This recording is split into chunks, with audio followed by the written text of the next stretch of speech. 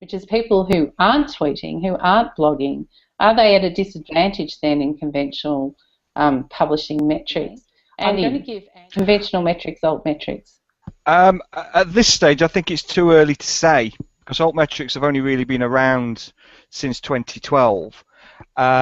Certainly, what altmetrics are kind of helping people do is identify what's going to be hot topics or what's going to be a good piece of research, or certainly a well-cited piece of research down the line.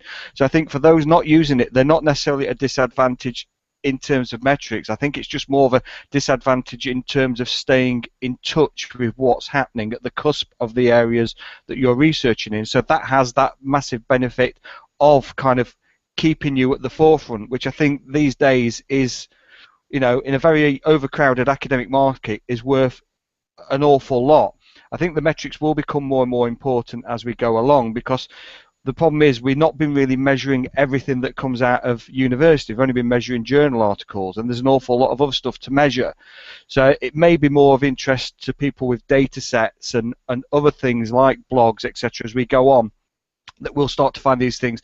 I mean, one thing that altmetrics do, it does show you where the conversations are happening and perhaps where people are talking about you in the media and blogs. So you get to find out geographically what's happening with your research, and I think again that is something quite useful for researchers to know. I think secretly they all want to know this. They try and say they don't, but I think secretly inside they like to know where their research is being talked about. You know, is it popular in Canada? Is it popular in Australia? Has one of my peers said something about my research? So those kind of metrics are going to become more important, I think. But at the moment, still fairly early to know. I think fund holders are quite interested in these things, and publishers are certainly more than researchers at the moment.